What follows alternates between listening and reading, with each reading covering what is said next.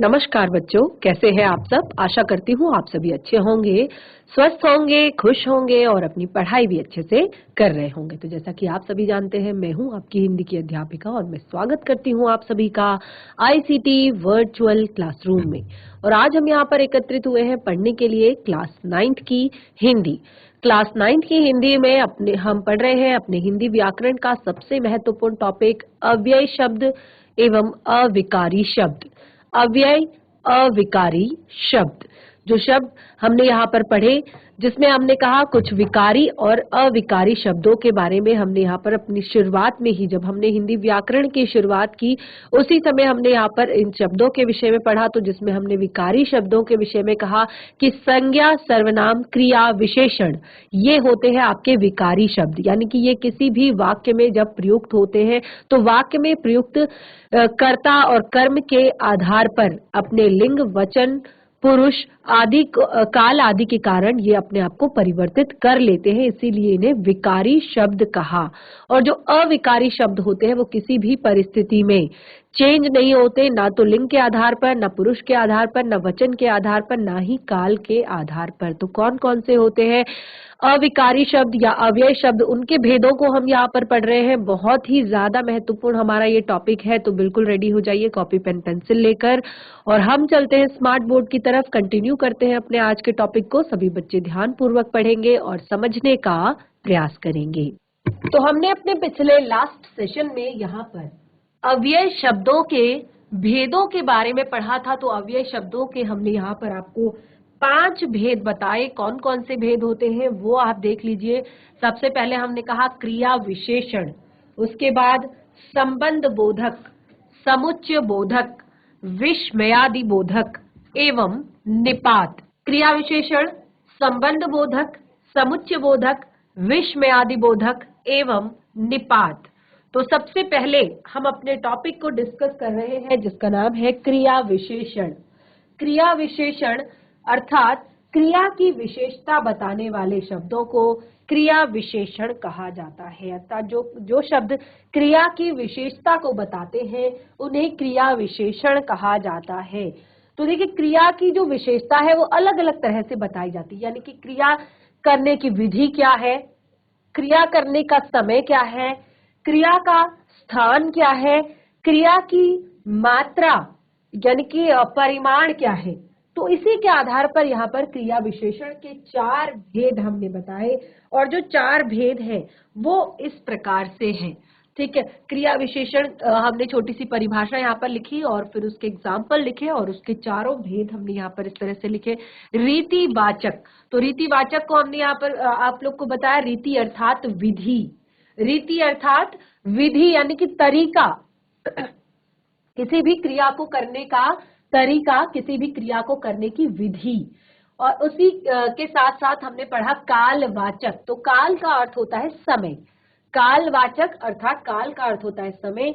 और उसके बाद हमने पढ़ा स्थानवाचक, तो स्थान के बारे में सभी को पता है, स्थान ऊपर नीचे दाएं बाएं, ठीक है, तो स्थानवाचक। उसके बाद आता है परिमाणवाचक, परिमाणवाचक, तो परिमाण का अर्थ होता है मात्रा, ठीक है, परिमाण का अर्थ होता है मात्रा। तो अब इन चारों को हम यहाँ पर पढ़ेंगे। सबसे पहले रीतिवाचक क्रिया विशेषण, ठीक है, सबसे पहला आता है रीतिवाचक क्रिया विशेषण। तो जिन क्रिया विशेषणों से क्रिया के होने की विधि अर्थात रीति का अर्थात तरीके का पता चलता है कि क्रिया किस तरह से हो रही है, रीति अर्थात विधि या तरीका पता चलता है, उसे रीतिवाचक क्रिया विशेषण कहते हैं। उसे क्या कहते हैं? रीतिवाचक क्रिया विशेषण कहते हैं। और जैसे कि आप देख सकते हैं, मैंने यहाँ पर एक एग्जाम्पल आप लोगों को दिया है, कछुआ धीरे धीरे चलता है, कछुआ धीरे धीरे चलता है, कछुआ चलता है। अगर केवल शब्द लिखे कछुआ चलता है तो ये क्या है? क्रिया है, ये एक आपकी सिंपल सी क्रिया है, कछुआ चलता है। लेकिन कछुआ धीरे धीरे चलता है, इसमें जो धीरे धीरे शब्द है ये क्रिया की रीति आपको बता रहा है, क्रिया के होने की रीति आपको बता रहा है कि किस तरह से क्रिया होती है, किस तरह से क्रिया की जाती है, की जा रही है। ठीक है, उसके बाद हमने यहाँ पर तीन और आपको यहाँ पर पॉइंट्स दिए थे जिसमें आपको इस तरह के शब्दों को लिखना था एग्जाम्पल के तौर पर, उदाहरण के तौर पर, और मैं आशा करती हूँ कि आपने जरूर लिखा होगा। तो जैसे कि इसमें कुछ और शब्द, कुछ और वाक्य हम यहाँ पर लिखते हैं। मामा जी अचानक आ गए। कैसे आ गए?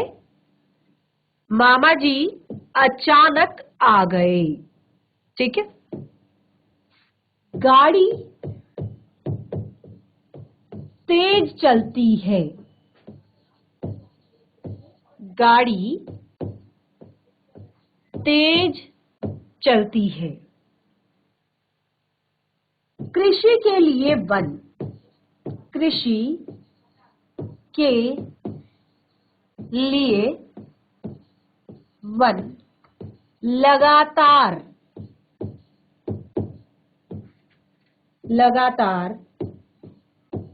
काटे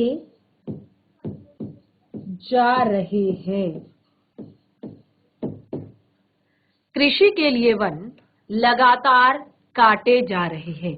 तो इस तरह से देखिए यहाँ पर अब ये कौन कौन से ऐसे शब्द हैं जो क्रिया करने की, क्रिया के होने की विधि को दर्शा रहे हैं। ठीक है, कछुआ चलता है, क्रिया है, लेकिन धीरे धीरे चलता है, ये विधि है, ये तरीका है कि काम यहाँ पर धीरे धीरे हो रहा है। ठीक है, मामा जी आ गए, क्रिया है, लेकिन कैसे आए?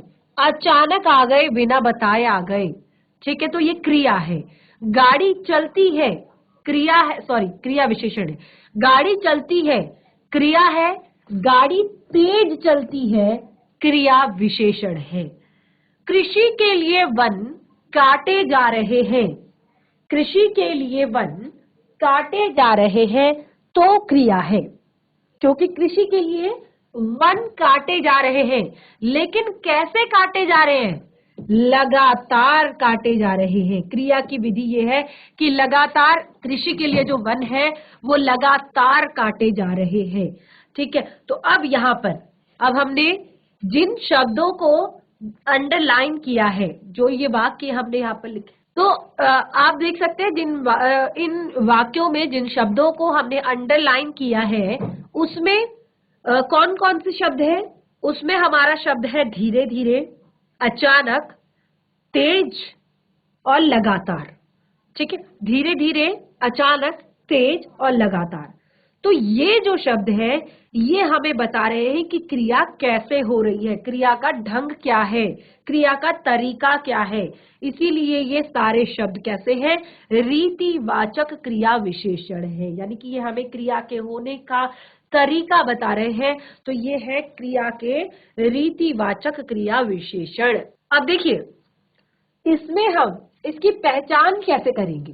सबसे मेन चीज होती है कि इसकी पहचान कैसे की जाए। कई बार हमें सेम शब्द, हम यहाँ पे तो समझ जाते हैं, समझ गए मैम, ठीक है, वेरी गुड, हम बहुत अच्छे से समझ गए कि कछुआ धीरे धीरे चलता है में जो आपका शब्द है धीरे धीरे, ये क्रिया की विशेषता को बता रहा है, यानी कि विधि बता रहा है किस तरह से क्रिया हो रही है।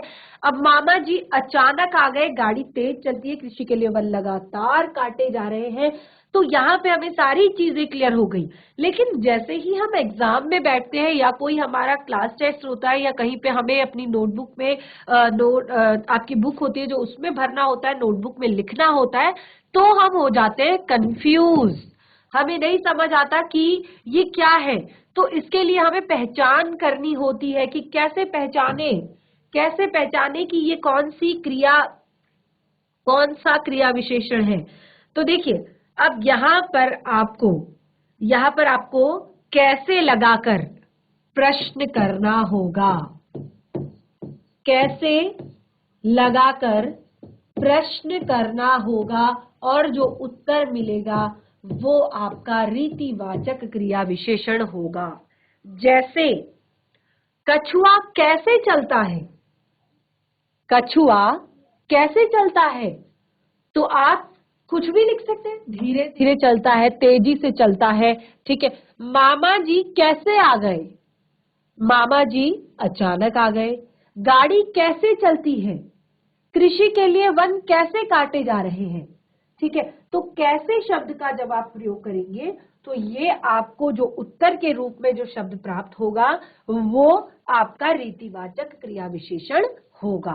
तो ये तो कुछ शब्द हमने यहाँ पर लिखे, कुछ और शब्द हैं जिनको हम यहाँ पर लिख लेते हैं। देखिए, रीतिवाचक वाचक क्रिया विशेषण के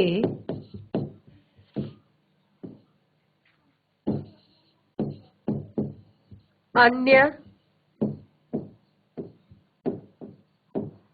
उदाहरण। रीतिवाचक क्रिया विशेषण के अन्य उदाहरण क्या क्या है?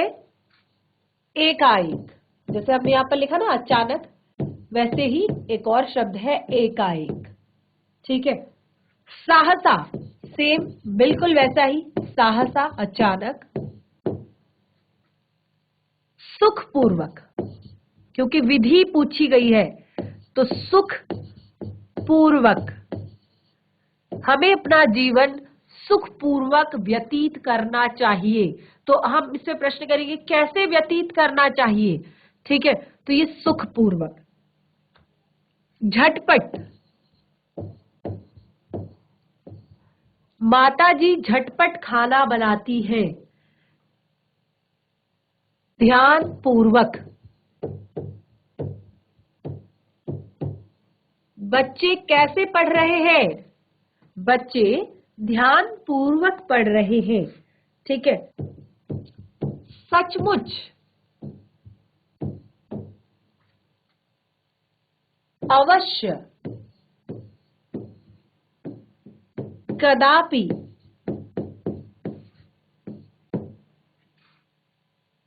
अकस्मात,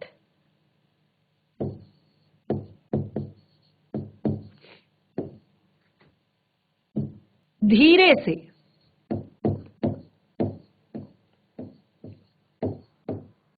हंसते हंसते,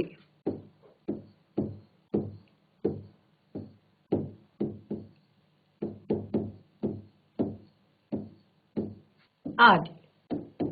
और भी बहुत सारे शब्द हो सकते हैं जिनको आपने याद रखना है, जो रीतिवाचक क्रिया विशेषण के उदाहरण है। यानी कि जब आप देखेंगे कि इस तरह के शब्द प्रयोग किए गए हैं तो आपको यहाँ पर एकदम से आप समझ जाएंगे, आप पहचान जाएंगे कि ये आपका रीतिवाचक क्रिया विशेषण है। बिल्कुल क्लियर? सभी को क्लियर हो चुका है? अगला है हमारा, अगला जो हमारा पॉइंट है वो है कालवाचक क्रिया विशेषण। देखिए, हमने यहाँ पर क्रिया विशेषण के भेद हम पढ़ रहे हैं, तो क्रिया विशेषण के भेदों में पहला हमने कंप्लीट कर लिया रीतिवाचक। अब हम पढ़ेंगे कालवाचक क्रिया विशेषण। काल का अर्थ होता है समय, जो कि पहले ही हम क्लियर कर चुके हैं। काल का अर्थ होता है समय। तो कालवाचक अर्थात समय को बताने वाला, काल वाचक क्रिया विशेषण, कालवाचक क्रिया विशेषण। बहुत ही आसान, बहुत ही सरल। जो शब्द क्रिया के होने के समय के विषय समय का बोध कराते हैं, जो शब्द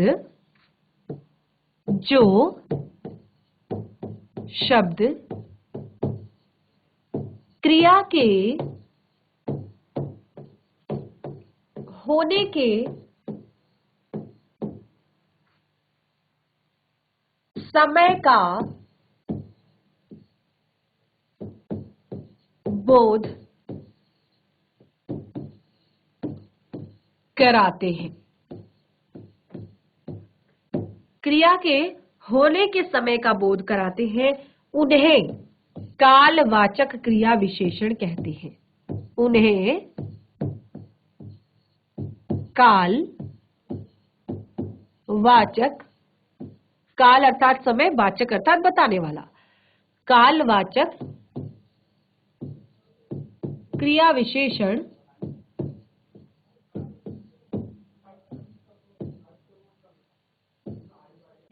कहते हैं। ठीक है, क्लियर हो गया? कालवाचक क्रिया विशेषण कहते हैं। अब देखिए, जहां पर समय का हमें बोध हो तो हम ऐसे वाक्य देखेंगे जहां पर हमें समय का बोध हो रहा है। जिस शब्द से हमें समय का बोध हो रहा है उसे हम कहेंगे कालवाचक, यानी कि वो समय बताने वाला क्रिया विशेषण शब्द है। क्रिया विशेषण तो है, लेकिन कैसा है? जो क्रिया के होने के समय के बारे में हमें बोध करा रहा हो, समय के विषय में बता रहा हो। जैसे जैसे एग्जाम्पल, हमें प्रतिदिन व्यायाम करना चाहिए। हमें प्रतिदिन व्यायाम करना चाहिए। अब देखिए, एक वाक्य अगर हम लिखें क्रिया, हमें व्यायाम करना चाहिए, हमें व्यायाम करना चाहिए, लेकिन समय भी बताया गया है कि हमें कैसे व्यायाम करना चाहिए। हमें प्रतिदिन व्यायाम करना चाहिए। ठीक है, और हम प्रतिवर्ष हरिद्वार जाते हैं। हम प्रतिवर्ष हरिद्वार जाते हैं। या नेताजी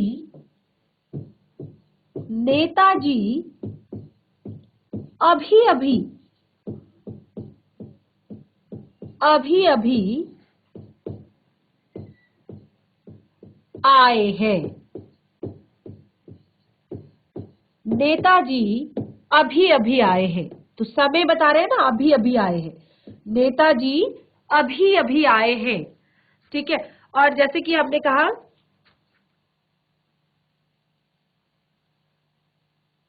मैं परसों आगरा जाऊंगी। मैं परसों आगरा जाऊंगी। ठीक है, तो यहां पर समय बताया गया है। देखिए, क्लियरली हमें समय बताया गया है कि मैं परसों आगरा जाऊंगी। इसी तरह से हमने कहा नेताजी अभी अभी आए हैं। हमें प्रतिदिन व्यायाम करना चाहिए। हम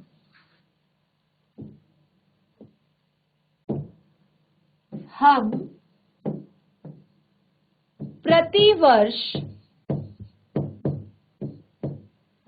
हरिद्वार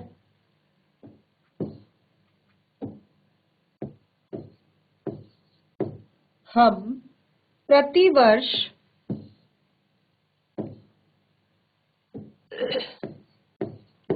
हरिद्वार जाते हैं। समय बताया गया है कि कब जाते हैं। ठीक है, कब जाते हैं? प्रतिवर्ष जाते हैं, हर साल जाते हैं।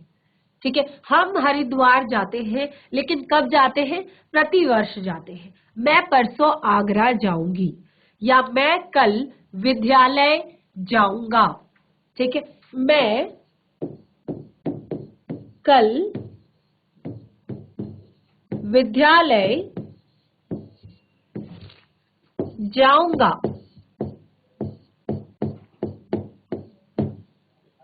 ठीक है, मैं कल विद्यालय जाऊंगा। तो जितने भी हमारे वाक्य हमने यहाँ पर लिखे हैं, सब में आपको समय का बोध हो रहा है, समय आपको बताया जा रहा है। जैसे हमें प्रतिदिन, प्रतिदिन यानी कि रोजाना, प्रतिदिन व्यायाम करना चाहिए। नेताजी अभी अभी आए हैं। ठीक है, उसके बाद परसों, प्रतिवर्ष, कल, ये सारे शब्द क्या है? हमें क्रिया के होने के समय का बोध करा रहे हैं। अब फिर से समझ तो गए आप लोग, और आपको क्लियर भी हो गया कि हाँ, मैम बता रही है कि जहां पर समय दिया जाता है, कल है, परसों है, या प्रतिवर्ष है, या रोजाना है, या प्रतिदिन है, तो उसे कालवाचक कहते हैं, जहां पर समय के बारे में बताया गया। तो आप लोग समझ गए। लेकिन जब फिर से वही बात कि अगर आपको कॉपी में नोटबुक में लिखना है या आपको एग्जाम में आ जाता है तो फिर आप कंफ्यूज हो जाते हैं कि अरे कौन सा, अगर ये क्रिया विशेषण है तो कौन सा क्रिया विशेषण है। तो फिर से वही चीज, आपको प्रश्न चिन्ह लगाना है, प्रश्न पूछना है, सॉरी कब, आपको प्रश्न पूछना है समय के लिए कब। ठीक है, आप प्रश्न पूछेंगे कब। तो देखिए, हमें व्यायाम कब करना चाहिए, हमें व्यायाम कब करना चाहिए, तो हमें प्रतिदिन व्यायाम करना चाहिए, रोज करना चाहिए एक्सरसाइज। नेताजी कब आए, तो नेताजी अभी अभी आए। मैं कब आगरा जाऊंगी, या आप कब आगरा जाओगे, तो आप परसों आगरा जाओगे। हम कब हरिद्वार जाते हैं, तो हम अगर प्रतिवर्ष जाते हैं तो हम प्रतिवर्ष लिखेंगे। अगर हम साल में 2 बार जाते हैं हम वो लिखेंगे, लेकिन हम समय जरूर वहां पर लिखेंगे। ठीक है, मैं कब विद्यालय जाऊंगा, तो मैं कल विद्यालय जाऊंगा। ठीक है, तो प्रश्न आपने लगाना है कब। तो ये चीज जरूर ध्यान रखिएगा। देखिए, अगर आप कंफ्यूज होते हैं तो सबसे पहले आप 4 भेद आपको क्लियर है। 4 भेद कौन कौन से हैं? रीतिवाचक है, कालवाचक है, स्थानवाचक है और परिमाणवाचक है। कौन कौन सा है? रीतिवाचक, कालवाचक, परिमाणवाचक और स्थानवाचक। तो सबके लिए आपने एक प्रश्न दिमाग में याद रखना है। यानी कि रीति जहां पर कैसे हुआ, तो उसमें आपको विधि बताई जाएगी कि कैसे हुआ कार्य, कब हुआ तो समय बताया जाएगा। ठीक है, तो इस तरह से हम प्रश्न जब लगाते हैं और प्रश्न लगाने से जो हमें उत्तर प्राप्त होता है उसे हम कहते हैं कालवाचक क्रिया विशेषण। ठीक है, उसको हम क्या कहते हैं? कालवाचक क्रिया विशेषण। तो इसके अन्य उदाहरण देखिए, मैंने यहाँ पर कल, प्रतिवर्ष, परसों, अभी अभी बहुत सारे शब्द लिखे हैं, लेकिन अन्य उदाहरण भी हम लिख लेते हैं क्योंकि कई बार आप शब्दों में कंफ्यूज हो जाते हैं। ठीक है, तो नोट डाउन कीजिए इन्हें। जब, कब,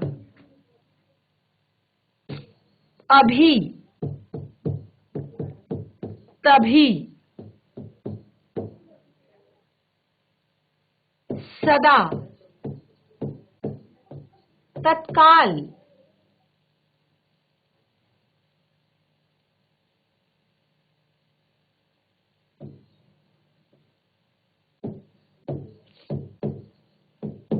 ठीक है, तुरंत,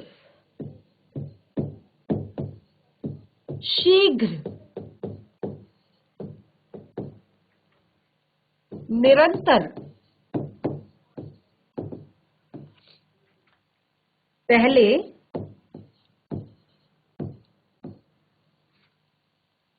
पीछे,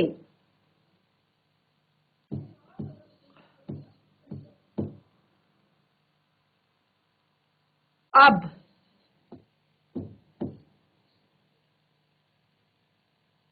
पूर्व, पश्चात, दिन भर,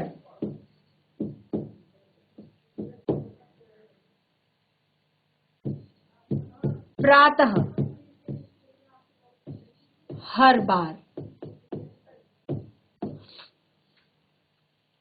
ठीक है, तो ये कुछ अन्य उदाहरण है, अन्य जो शब्द है जिनको हम कालवाचक क्रिया विशेषण शब्दों के रूप में प्रयोग करते हैं। ठीक है, कालवाचक क्रिया विशेषण शब्दों के रूप में प्रयोग करते हैं। ठीक है, तो आप सभी ने नोट डाउन कीजिए साथ के साथ। देखिए, साथ के साथ आपने चीजों को नोट डाउन करना है, बहुत ही ज्यादा महत्वपूर्ण है। और उसके बाद हमारा नेक्स्ट जो पॉइंट होगा वो होगा स्थानवाचक क्रिया विशेषण। तो क्लियर हो चुकी है अभी तक आपको 2 चीजें, रीति और काल। रीति का अर्थ होता है विधि, काल का अर्थ होता है समय। जहां पर विधि बताई जाती है उसे रीतिवाचक, जहां पे समय बताया जाता है उसे कालवाचक। ठीक है, क्लियर सभी को। अब हम अपने नेक्स्ट पॉइंट की तरफ आते हैं। स्थानवाचक क्रिया विशेषण। स्थानवाचक क्रिया विशेषण। नंबर 3, स्थान वाचक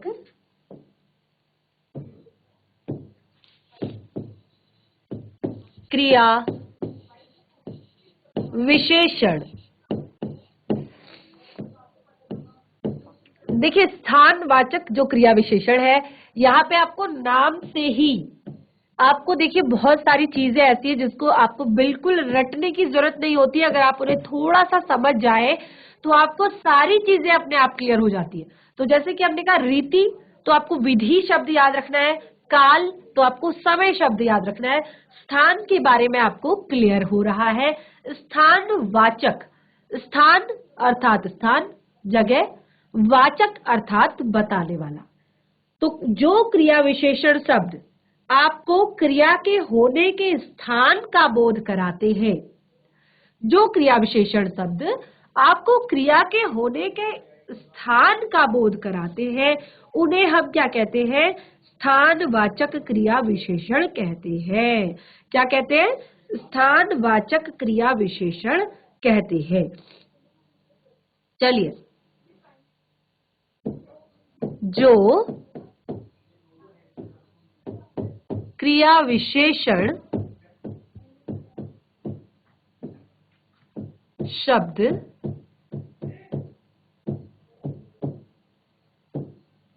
क्रिया के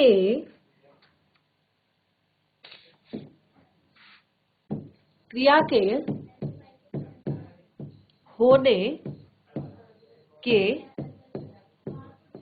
स्थान का बोध कराते हैं, उन्हें स्थानवाचक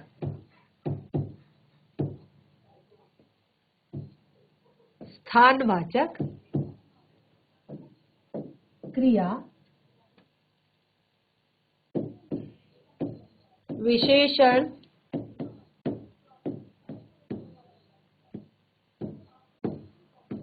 कहते हैं।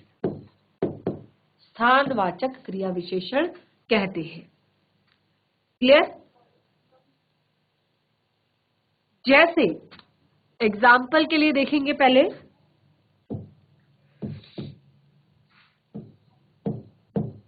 जैसे आप यहां बैठिए, आप यहां बैठिए।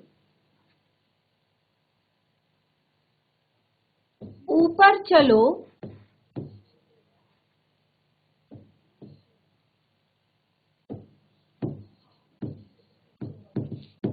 वहां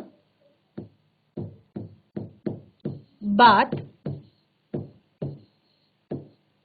करेंगे।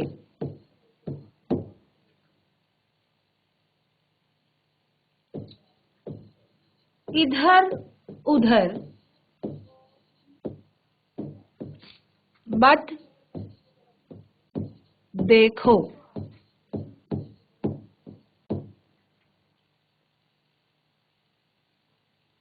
चारों ओर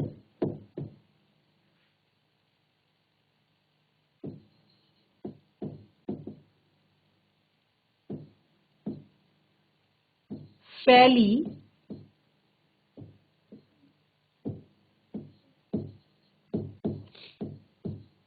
गंदगी को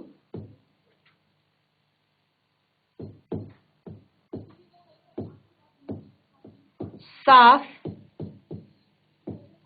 करवाइए।